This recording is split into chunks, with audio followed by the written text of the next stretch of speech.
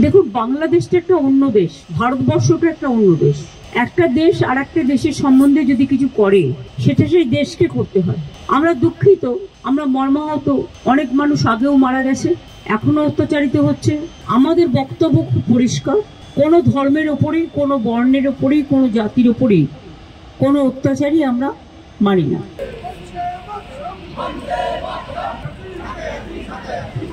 কি হলো, কি ব্যাপার? তখন আমি দেখা করতে পারিনি, সব তো আপনাদের অ্যাসেম্বলিতে বলে দিয়েছি।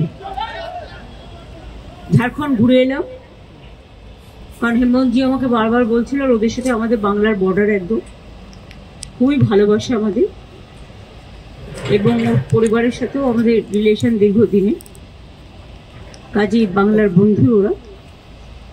ভালো হয়েছে, জাস্ট হেমন্ত একা ওট নিয়েছে, সেটা আমরা করে এলাম। এই যা টাইলক্স, যার অ্যান্টিব্যাকটেরিয়াল এজেন্ট টয়লেটের কোনায় কোনায় পৌঁছে 99% জীবাণু ধ্বংস করে। টাইলক্স টয়লেট ক্লিনার, ক্লিন মানে টাইলক্স। দেখুন, বাংলাদেশটা একটা অন্য দেশ, ভারতবর্ষটা একটা অন্য দেশ।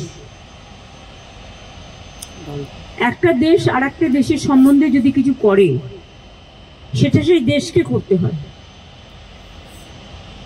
আমরা দুঃখিত, আমরা মর্মাহত, অনেক মানুষ আগেও মারা গেছে, এখনো অত্যাচারিত হচ্ছে। আগেও আন্দোলনেও অনেক ছাত্রছাত্রীরা মারা গেছে এবং আজও তার রেস চলছে। এবং আমরা তো কেউ ঘটনাটাকে সমর্থন করছি না, যে কোনো ঘটনায় যে কোনো ধর্মের ওপরেই হোক না কেন আমরা সেটাকে সমর্থন করি না, কিন্তু এক্ষেত্রে আমাদের ভূমিকা খুব লিমিটেড। তার কারণ এটা হচ্ছে, যেহেতু আমরা আলাদা দেশ, বাংলাদেশ আলাদা দেশ, এটা ইন্ডিয়া গভর্নমেন্ট বাংলাদেশ গভর্নমেন্টের সাথে কথা বলতে পারি, বলে অ্যাকশন নিতে পারি। আমরা এটুকু বলতে পারি যে আমরা এক্সটার্নাল অ্যাফেয়ার্স পলিসির ব্যাপারে তৃণমূল কংগ্রেসের স্ট্যান্ড হচ্ছে যে যখনই গভর্নমেন্টে থাকুক না কেন আমরা গভর্নমেন্টের স্ট্যান্ডটাকে সাপোর্ট করি। কাজেই আমাদের বক্তব্য খুব পরিষ্কার, কোনো ধর্মের ওপরেই, কোনো বর্ণের ওপরেই, কোনো জাতির ওপরেই কোনো অত্যাচারই আমরা মানি না। না হিন্দু, না মুসলমান, না শিখ, না খ্রিস্টান, আমরা সবাই এক, এটাই আমাদের প্রিন্সিপাল। সুতরাং বুঝলে, আমার কথা দিয়ে বুঝতে পারলে, আমরা যেসব ঘটনা আজ নয় গত 1 বছর ধরে ঘটছে, প্রত্যেকটা ঘটনার জন্যই আমরা দুঃখিত।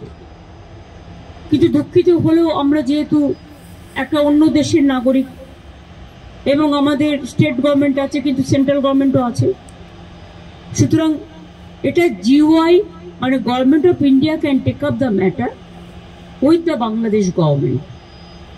এটা বোথ দ্য কান্ট্রিজ কথা বলতে পারে, সেটেল করতে পারে। এক্ষেত্রে আমাদের তো কোনোভাবে ইনভলভ করা হয় না এবং আমরা জানিও না। তিস্তা ব্যাপারে চুক্তি হয়ে গেছিল, আপনারা জানেন, যে আমাদের জানানো হয়। কাজে আমাদের দিক থেকে আমরা বাংলাদেশকে ভালোবাসি, বাংলাদেশও আমাদের ইন্ডিয়াকে নিশ্চয়ই ভালোবাসে, বাংলাকেও ভালোবাসে।